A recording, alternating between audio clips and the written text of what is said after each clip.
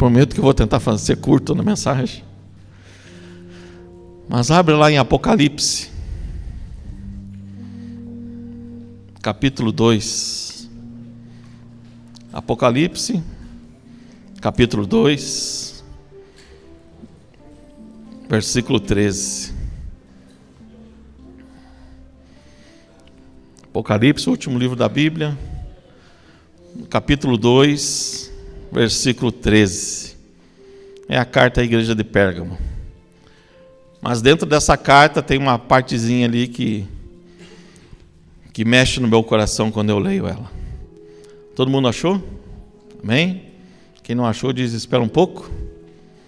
Vamos esperar um pouquinho então. Apocalipse, capítulo 2, versículo 13.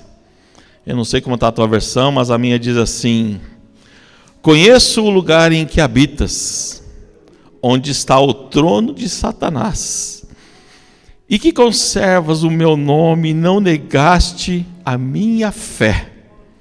Ainda nos dias de Antipas, minha testemunha, meu fiel, o qual foi morto entre vós, onde Satanás habita. Vou ler de novo. Conheço o lugar em que habitas, onde está o trono de Satanás, e que conservas o meu nome, e não negaste a minha fé.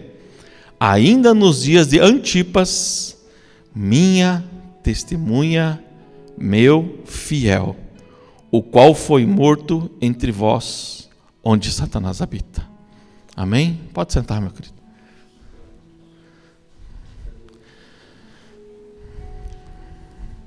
É interessante quando a gente lê isso daqui e fala assim, aonde tem o trono de Satanás? E não quer dizer que lá estava o trono de Satanás em Pérgamo. Mas em Pérgamo tinha a maior idolatria da época. Em Pérgamo hoje fica mais ou menos na região da Turquia. E Pérgamo era um centro cultural da época, era o maior centro cultural da época. Eles tinham 250 mil pergaminhos, o que para a época é um negócio assim, né, fenomenal. E eles só perdiam para a biblioteca de Alexandria. E o pergaminho, que muitos de nós que estudamos a Bíblia ouvimos falar sobre pergaminho, não foi que a igreja de Pérgamo inventou o pergaminho. Mas como ela era um centro cultural e ela queria ter muitos livros, Alexandria fez um boicote com Pérgamo e não fornecia folhas para eles escreverem os livros. E eles faziam uma produção alta de pergaminho para escrever no pergaminho. Por isso que lá se chama Pérgamo. Só que nessa cidade, eles eram politeístas. Ou seja, eles adoravam vários deuses devido à cultura grega. Então era um centro religioso por causa da cultura grega. Só que lá em Pérgamo tinha uma igreja, né? Dentro de toda aquela cultura lá. E lá se faziam muito cultos pagãos. A vários deuses, ao deus Zeus, a Atenas, a Dionísio, a Clépio. E lá em Pérgamo começou talvez uma das piores idolatrias. Idolatrar o imperador romano ainda vivo. Então, além deles adorarem esses deuses, Zeus, Atenas, Dionísio, eles começaram a adorar o imperador de Roma que estava vivo. E esse deus Zeus era para eles o pai de todos os homens. Era o Deus que eles adoravam. E eles se alegravam com as aventuras de Zeus, falando que Zeus tinha suas aventuras eróticas, e eles caracterizavam Zeus como um Deus forte. E também tinha Dionísio e Baco. Dionísio fazia a festa dos vinhos, o deus do vinho, né? O deus Baco, o deus do vinho. E Dionísio fazia as festas com orgias. Então, por isso que a palavra bacanal vem do deus Baco, por causa desse deus. E eles adoravam tanto o vinho, que para eles, quando as pessoas se embebedavam, principalmente as mulheres, que elas se retorciam os olhos, e quando alguém ficava muito bêbado e começava a falar, eles falavam que isso era uma profecia. Isso era coisa dos deuses, que os deuses estavam falando com eles. Então era mais ou menos assim que era a cidade de Pérgamo. E se isso não bastasse, eles faziam outros cultos a outras devoções. Aí tinha Atena também, que era ligada à agricultura.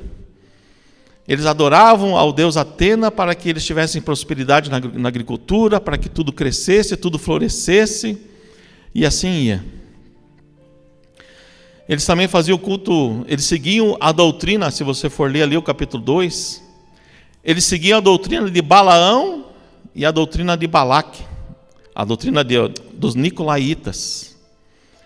E qual que é a doutrina de Balaão? Acho que todo mundo conhece a história de Balaão, principalmente por causa do burro que falou, né? Um profeta burro falou com um burro profeta. Mas o que aconteceu? Eles ensinaram a doutrina de Balaão. E qual que era a doutrina de Balaão? O que Balaão fez? Balaão ouvia Deus, falava com Deus, mas o que ele queria riquezas. E como ele não conseguia amaldiçoar o povo de Israel, o que ele ensinou ao rei Balaque? Envia mulheres para eles pecarem, para eles se prostituírem, e assim eles vão pecar e Deus vai vir sobre o povo de Israel. Essa era a doutrina de Balaque. E a doutrina dos Nicolaitas nós não sabemos, ou pelo menos não consegui achar qual que era essa doutrina. Mas com certeza era uma doutrina que não agradava a Deus. E também tinha outros deuses, Afrodite, Esculópio, Gateno, Apolo, e por aí vai. E eles adoravam ao deus Augustus e Trajano, que eram os imperadores da época. Aí por isso que a Bíblia fala, você está na cidade onde Satanás tem o seu trono. Agora eu não sei se você consegue se imaginar nessa cidade com toda essa idolatria, com toda essa bebidice, com todo esse adultério. Será que você conseguiria adorar a Deus e se separar desse povo? E foi o que aconteceu com a igreja de Pérgamo. Ela tinha as falhas, se você for ler ali Apocalipse 2, ler a igreja toda, você vai ver que ela tinha as suas falhas. Mas eles não se dobravam a esses deuses. Eles adoravam a Deus. E eu fiquei imaginando, nossa, mas que ambiente para poder adorar a Deus. Com certeza você sentiu um ambiente gostoso quando você entrou nessa igreja. Se você veio com o teu coração aberto, você sentiu o Espírito Santo, sentiu os louvores, está ouvindo a mensagem. E talvez você saia daqui imaginando, poxa, eu quero vir no próximo culto, porque o ambiente daqui é agradável. Eu sinto paz neste lugar. Eu sinto o amor de Deus fluindo em tudo que acontece aqui. Desde quem me recepciona lá na entrada, com todas as pessoas, os irmãos, as palavras de bênçãos que eu recebo. Então, o ambiente é agradável. E foi isso que eu fiquei pensando sobre ambiente. Deus, como é que é o ambiente da minha casa? Como é que é o ambiente lá do meu trabalho quando eu chego lá? Será que quando eu chego lá eu faço diferença? Será que quando eu vou nos meus parentes eu consigo mudar o ambiente do local? Eu acho que todos nós já entramos em algum lugar onde o ambiente está pesado. E um lugar geralmente onde o ambiente é pesado é quando morre alguém que não foi salvo em Cristo. Aí você vê desespero, você vê choro de dor, angústia, que é bem diferente quando você vai no enterro de alguém que morreu com Cristo. Com certeza você sente um ambiente diferente. E eu não pude me esquecer de Jó. Quando Jó, no começo do Jó, não a aflição dele, tudo que ele passou, eu já preguei sobre isso algumas vezes, mas quando ele fala em Jó capítulo 1, versículo 4, ele fala assim, e iam seus filhos à casa um dos outros e faziam banquetes, cada um por sua vez, e mandavam convidar as suas 3 irmãs a comerem e a beberem com eles. Então você consegue imaginar esse ambiente familiar que o Jó conseguiu construir na sua família? Onde eu tenho só um irmão, mas quando nós éramos pequenos nós se tramava na pancada, né? Não passava um mês que um não estava com o olho roxo. Isso que nós era só 2. Agora você imagina a família de Jó que tinha 10 filhos. E todos eles faziam questão de chamar as irmãs, chamar os irmãos e cada um fazia festa na sua casa. E depois Jó chegava e fazia o sacrifício, pedindo perdão, se eventualmente eles pecaram. E assim era o ambiente na vida de Jó, antes de Satanás entrar, antes de Deus permitir que Satanás entrasse. E por coincidência, eu preparando a mensagem, pensando já durante a semana, me veio no Instagram um pastor falando justamente de ambiente. E ele pegou aquela parte lá do cego de Betsaida.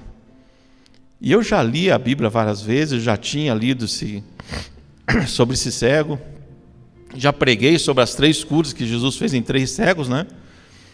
Mas eu nunca me reparei nesse cego. Está lá em Marcos 8, consegue pôr lá?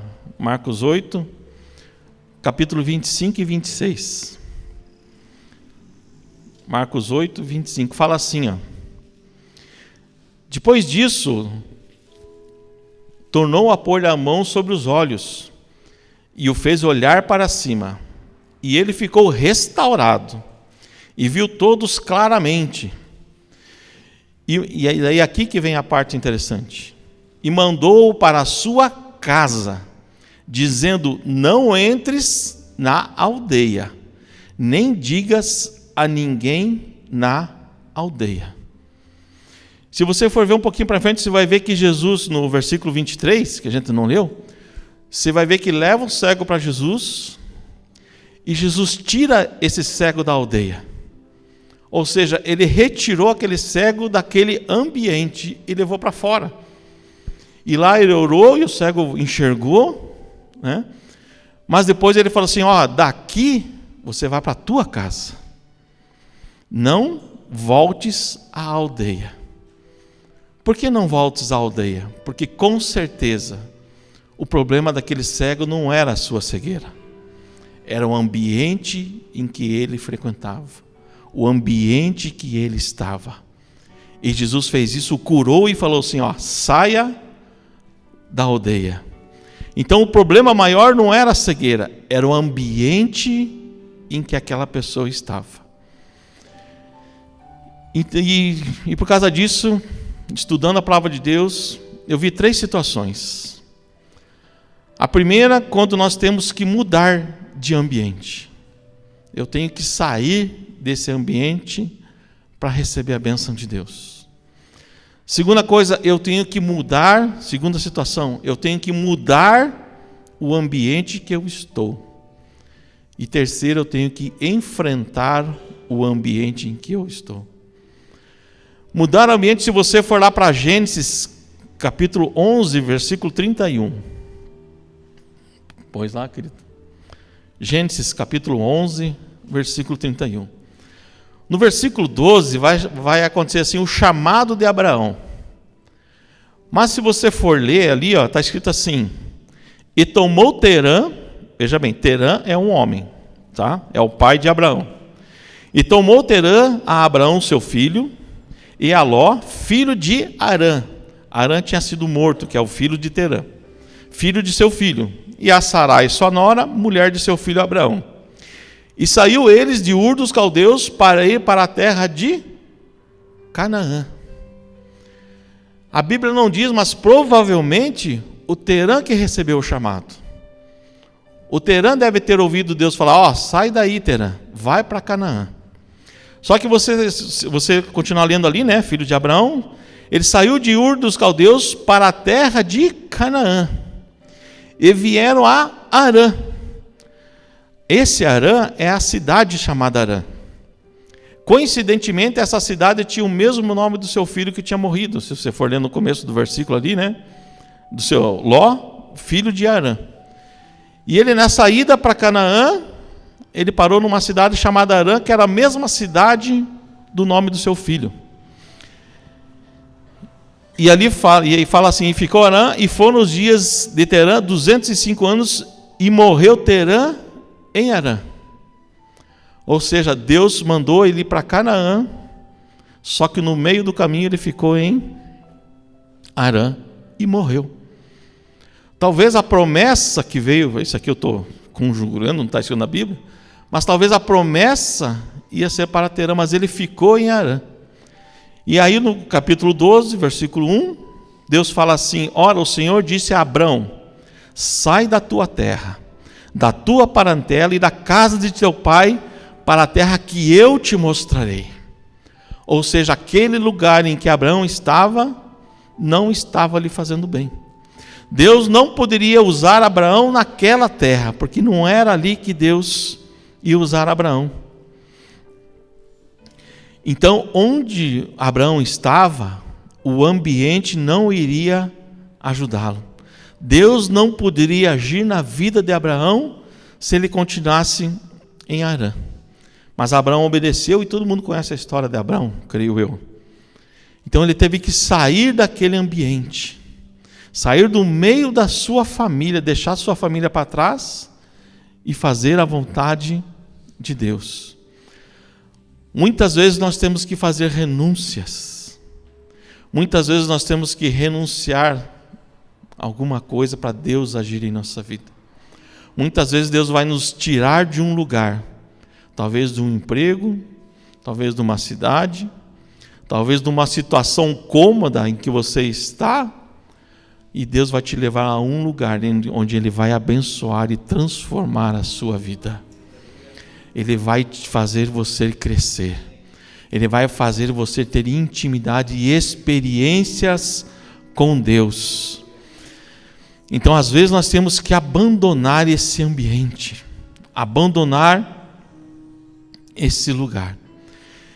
E quando Deus manda, quando você tem a certeza que é Deus falando, você pode ir. Pode ir, que Deus quer abençoar, Deus quer mudar o rumo da tua vida. Amém? E aí vamos falar de José. José, a vida de José, acho que todo mundo conhece, José do Egito. A Bíblia diz que ele foi maltratado pelos seus irmãos. E logo depois ele foi vendido por seus irmãos por uma caravana de ismaelitas. E ele acabou indo para onde? Para o Egito. Justamente uma terra de idolatria. Uma terra que eles adoravam tudo que era estátua e deuses, e o próprio faraó era um deus. E nessa ida ele parou na casa de Potifar. E eu não vou me ater à história, mas todo mundo conhece que a mulher de Potifar queria ter relações com ele, ele acabou fugindo, e ele acabou sendo preso injustamente. E lá na cadeia, você vê que ele transformou o ambiente. Já na casa de Potifar, por ele ser fiel a Deus, ele começou a mudar o ambiente, e o Potifar viu que tudo que José fazia prosperava. Falei, cara, esse cara tem alguma coisa nele. Então ele começou a cuidar de tudo, toda a casa de Potifar, e tudo prosperava. Até que aconteceu essa daí da mulher de Potifar querer ter relações com ele, e ele foi preso injustamente. Mas na cadeia, você lendo a palavra de Deus, você vê que lá naquela situação, ele mudou o ambiente. Ele mudou o ambiente, porque ele temia ao Deus vivo. E lá na cadeia, veio o copeiro e o padeiro. E os dois tiveram um sonho, e ele interpretou o sonho dos dois, e o sonho se confirmou dali a 3 dias. E a gente via que José falava assim: olha, quando você estiver com o faraó, fala de mim. E o copeiro, o que foi salvo, obrigado. O copeiro que foi salvo na história, nem se lembrou de José. Mas mesmo assim José continuou firme com Deus, mudando o ambiente em que ele estava. Do tempo que José ficou preso, até a época que José foi falar com o faraó e interpretou os sonhos, foram 13 anos. 13 anos que ele conseguiu mudar, sair da prisão e ser o segundo do Egito. E ele fez o quê? Ele mudou o ambiente onde ele estava, porque ele ficou firme na presença de Deus. Então, onde José ficava, ele se destacava, e o ambiente mudava. Só que mesmo o ambiente mudando, pode continuar. Veja lá em Gênesis 41, 50. Um pouco antes, todo mundo sabe que veio o sonho do faraó foi as 7 vacas gordas, depois as 7 vacas magras, queria vir fartura sobre a terra de 7 anos, e depois ia vir fome. E olha o que a Bíblia fala de José. Gênesis 41, 50 fala assim: e nasceram a José 2 filhos, antes que viesse 1 ano de fome. E lhe deu a Zenate, filha de Potífera, sacerdote de On. Então você veja que a mulher de José não temia a Deus, mas José temia. E chamou José ao seu primogênito Manassés, porque disse: Deus me fez esquecer de todo o meu trabalho. Tudo aquilo que José passou, os 13 anos de prisão, Deus me fez esquecer. E depois ele continua assim, do meu trabalho, né? E de toda a casa de meu pai, e o segundo chamou Efraim, porque disse: Deus me fez crescer na terra da minha aflição. Então o coração de José, ele estava aflito. Mas mesmo com o coração aflito, ele conseguia temer a Deus e mudou a situação do mundo inteiro na época. E quando você começa a ler a história de José, você vai ver que as pessoas vinham, compravam, e depois acabava o dinheiro, eles vinham e davam os seus bens, suas casas, e depois disso ainda todo mundo virou escravo. E José comprou tudo de todos, e tudo que ele pegou, deu para o faraó. E no versículo 42, 18 fala assim: e ao terceiro dia, disse-lhe José, quando ele já encontrou com os irmãos, ele falou assim: fazei isso e vivereis, porque eu temo a Deus. Independente do ambiente que José vivia, em que José estava, ele fala: eu temo a Deus. Ele não mudava por causa do ambiente que ele estava. Ele continuava firme na palavra. E mesmo vivendo em vários ambientes, ele temia a Deus. E temia tanto a Deus que quando seus irmãos vieram, o que ele fez? Ele perdoou. E se você for ler a Bíblia e ver as entrelinhas, você vai ver que Jacó morre. E depois que Jacó morre, os irmãos dele ficam com medo, falam assim: agora ele vai nos matar. Agora ele vai se vingar daquilo que nós fizemos para ele. Imagine, 13 anos ele ficou longe de casa, 13 anos ele ficou preso. Agora ele vai se vingar. E quando os irmãos vieram, o que ele fez? Ele perdoou. Talvez você tenha que perdoar alguém que te fez mal. Talvez você tenha que perdoar alguém que puxou o teu tapete. Talvez você tenha que perdoar a sua família, um ente, talvez até o próprio marido, a própria esposa, filhos, filhas. Talvez você tenha que perdoar. Libere esse perdão para Deus mudar o ambiente do teu coração. Libere esse perdão. E aí, eu quero chegar no versículo que nós lemos no começo, sobre Antipas. E Antipas significa resistir ao ambiente. Então você veja só aonde estava Antipas: na cidade onde tinha o trono de Satanás. E o que ele fez? Ele ia contra tudo aquilo que era a palavra de Deus. E uma coisa muito perigosa nos dias de hoje é o tal do ecumenismo. Você pode saber que o ecumenismo vai ser uma grande arma de Satanás nos últimos dias. E tanto é que essa cidade, você podia adorar qualquer deus. O deus Baco, deus Zeus, estava tudo certo entre eles. Mas quando você adorava a Deus, você aceitava Jesus Cristo, seu Filho, como único e suficiente Salvador, eles iam contra. Por quê? Porque o mundo não nos ama. Nós somos, como diz o Charles Spurgeon, nós somos o sal da terra e não o caramelo da terra para adoçar essa terra. Nós somos o sal da terra. E como diz o nome de Antipas, contra todos. Então ele ia contra tudo que era contra os fundamentos da fé. E ele começou a causar prejuízo naquela cidade, porque aqueles centros de adoração, eles vendiam estátuas, vendiam um monte de coisas, as ofertas, e ele começou a pregar o evangelho e começou a ganhar muitas almas, e essas almas se converteram, pararam com a idolatria, pararam da bebedice, pararam de fazer ofertas para esses deuses, pararam com as orgias, ou seja, ele estava mudando o ambiente. Mas o que aconteceu? Foram atrás dele. E fala assim, a palavra de Deus fala assim, ó, conheço o lugar em que habitas, onde está o trono de Satanás, e conservas o meu nome. Se você for ver na Bíblia toda, de Gênesis a Apocalipse, tirando Jesus, Deus só elogia algumas pessoas, poucas pessoas. Daniel, és muito amado. Abraão, meu amigo. Viste meu servo Jó, homem íntegro e reto. Então, se você for ver, foram muitas poucas pessoas que o próprio Deus elogiou.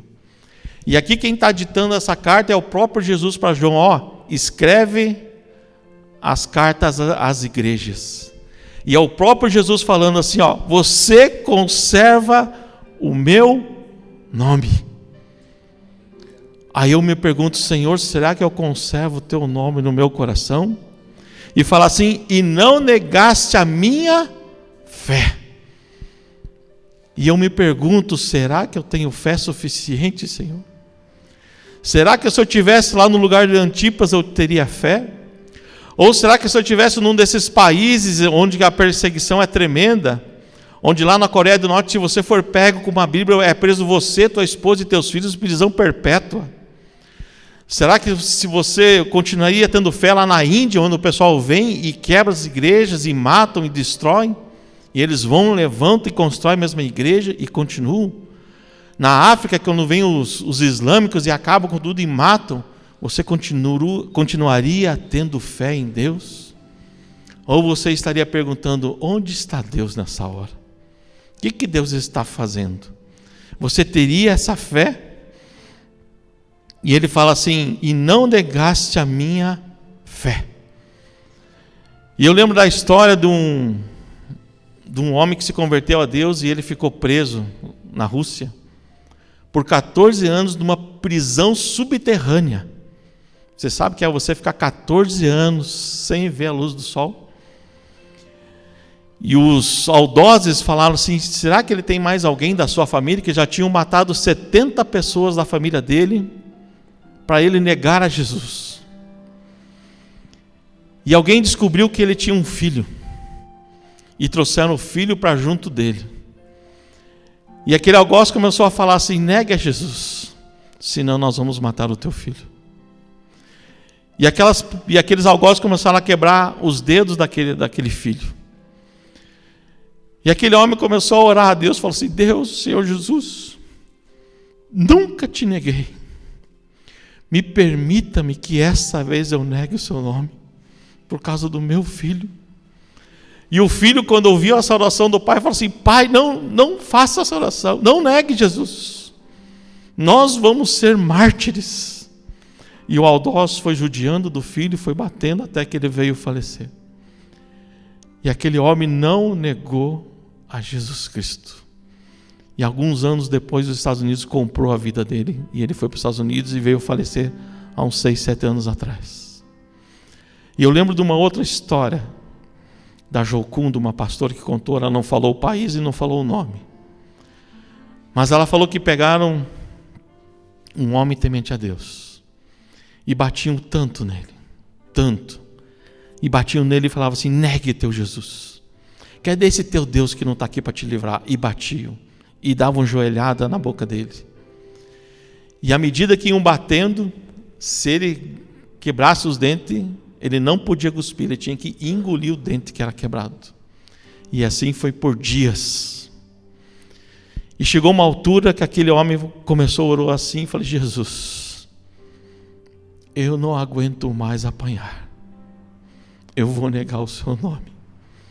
E quando ele desfalecia, o pessoal ia lá, acordava ele. E numa dessas que ele desfaleceu, ele fez essa oração: Jesus, eu não aguento mais, eu vou negar o seu nome. E quando ele fez essa oração, o Espírito Santo falou com ele assim: olha, o mesmo amor que eu senti lá na cruz do Calvário, eu estou derramando sobre a tua vida agora. E nisso o policial que batia nele, viu que ele se acordou, ele levantou, e o policial veio para bater, e ele olhou no olho do policial. E quando ele olhou no olho daquele algoz, aquele algoz falava assim: não olhe para mim, não olhe para mim. E ele foi chegando cada vez mais perto e falava assim: não olhe para mim. E quando ele chegou perto, aquele policial se ajoelhou e falou assim: me fale desse teu Deus, me fale desse teu Jesus. E quando eu olho para Antipas aqui, minha fiel testemunha. E quando Deus fala assim, nos dias de Antipas, minha testemunha, meu fiel, é algo a mais que Antipas foi. Antipas não foi só uma testemunha, ele foi a testemunha numa cidade onde Satanás habitava. E fala assim a palavra: meu fiel. E eu fiquei me perguntando: será que eu vou ter essa fidelidade de Antipas?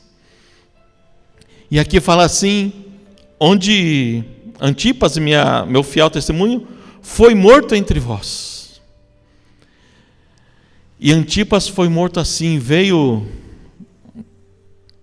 lá os idólatras, eu até sabia qual o tempo que mataram ele, e esses algozes que mataram ele tinha um boi de bronze, e nesse boi de bronze, na ponta aqui, que imitava o boi, tinha tipo como se fosse uma corneta, e quando ele sacrificava alguém, a pessoa gritava, e parecia que aquele boi estava mugindo, aquela estátua estava mugindo.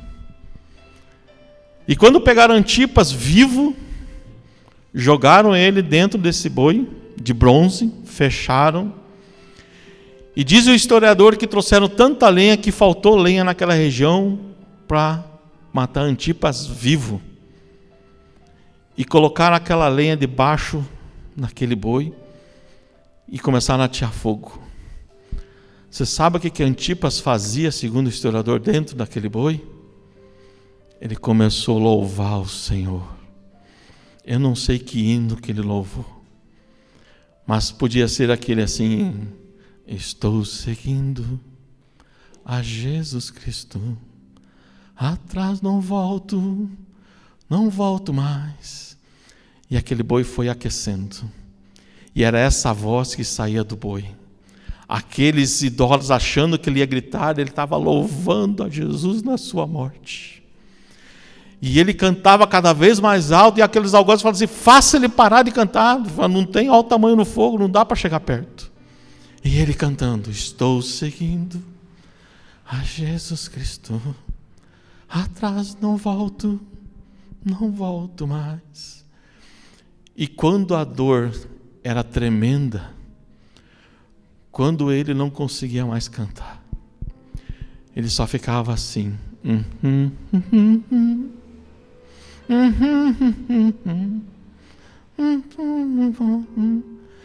Ele ficava sussurrando o hino em vez de gritar de dor.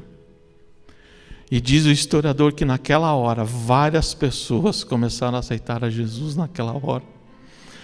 E quando eu olho assim, Antipas, minha fiel testemunha, e quando eu olho para a minha vida, eu falo: Deus, imundo homem que sou, imundo homem que sou, pecador, será que eu vou chegar a ter essa envergadura de fé? Será que eu vou ter esse posicionamento de Antipas em mudar a situação do lugar, e mesmo na sua morte converter algumas pessoas? Qual é o ponto da minha fé? Será que onde eu tenho colocado a planta do meu pé, Deus tem mudado o ambiente? Será que aonde que o Senhor está me levando, eu tenho mudado o ambiente daquele lugar? Seja dentro do meu carro, seja na minha empresa, seja numa faculdade, seja às vezes até mesmo dentro da igreja. Eu tenho mudado o ambiente? Mateus 10:32 fala assim: portanto, qualquer que me confessar diante dos homens, eu o confessarei diante de meu Pai que está nos céus. Mas qualquer que me negar diante dos homens, eu o negarei diante do meu Pai que está nos céus. Qualquer que confessar o meu nome, eu o confessarei diante de Deus. Jesus está às portas. Jesus está voltando. E vai acontecer alguma coisa nesse mundo que vão começar a perseguir a verdadeira igreja do Senhor. Aqueles que têm o Senhor como fiel, que acreditam em Jesus Cristo e têm o Espírito Santo. Vai chegar uma hora, não sei se eu vou estar vivo ou se os meus filhos vão passar por isso, mas vai chegar uma hora, e que eles vão perguntar: você é crente? Você acredita em Deus, em Jesus? Ou você nega, ou você morre. E eu pergunto para a igreja e para mim mesmo: será que eu estou preparado para esse dia?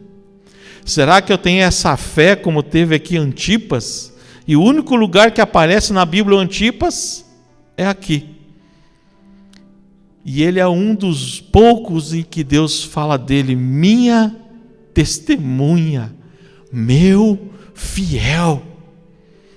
Eu falo: Senhor, eu quero ser a tua testemunha, mas eu sou pecador, ó Pai, eu sou falho.